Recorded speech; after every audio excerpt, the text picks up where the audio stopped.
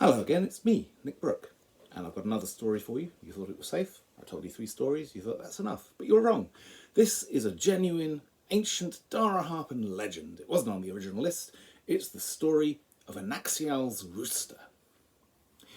This is a tale of what happened in the Lesser Darkness, after Orlanth slew Yelm and the Golden Age Empire was engulfed by the Great Flood.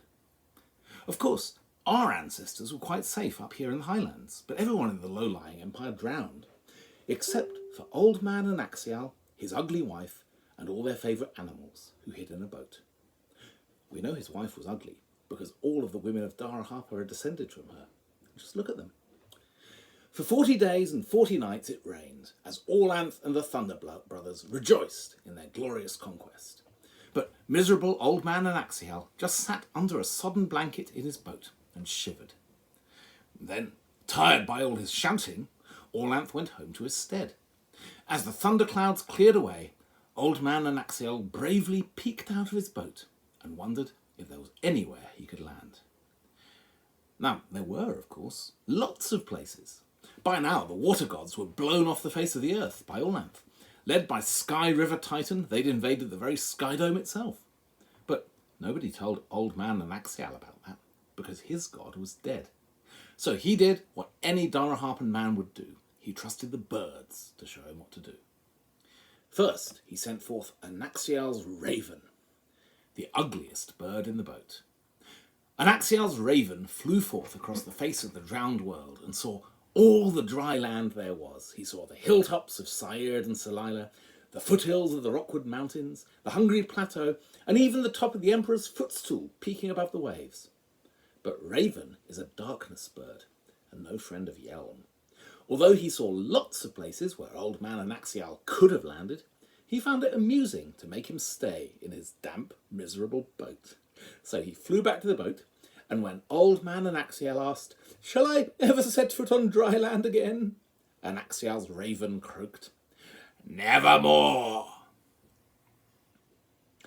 Old Man Anaxial was very upset at this, so he did what any Daraharpan man would do. He sought solace from something white and fluffy. Now he sent forth Anaxial's dove, his wife's favourite bird. Anaxial's dove flew forth across the Pelorian Bowl and saw all the dry land the raven had seen, and there was more now, for the waters were receding. But dove is a lunar bird, and no friend of mortal imperfections. Although she saw lots of places where Old Man Anaxial could have landed, she thought this place was too damp, and that place was too muddy, and that other place was not quite right in every way. Better to wait forever until perfection came along. So she flew back to the boat, and when Old Man Anaxial asked, "Is there anywhere I can land my boat?" Anaxial's own dove only billed and cooed and told him nothing.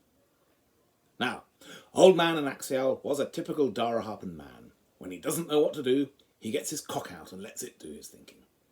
So the last bird he sent forth was Anaxial's rooster. It flew forth, for roosters could fly at this point in gold time, oh best beloved, and saw all the fine highlands poking above the water, but ignoring all the fertile fields and rolling hills, it flew straight away to the biggest dunghill it could find.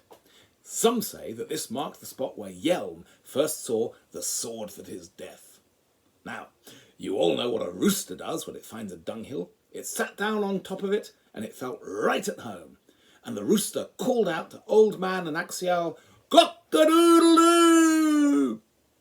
Hearing his rooster's happy cry, Old Man Anaxial paddled his boat to the dunghill, and he landed there. And that's where he built his city of Yathuppa, founding the Daraharpan Empire on top of a rooster's dunghill. They call it the Hill of Herustana, but this is just Pelorian for the Hill of the Rooster, and we all know what kind of hill a rooster likes. So that's why we remember Anaxial's rooster today, as the bird who made sure that the Daraharpan Empire was even deeper in shit after the flood than it had ever been before. Now, when Old Man Anaxial learned how his rooster had fooled him, they say, he cursed his cock so it could never rise again.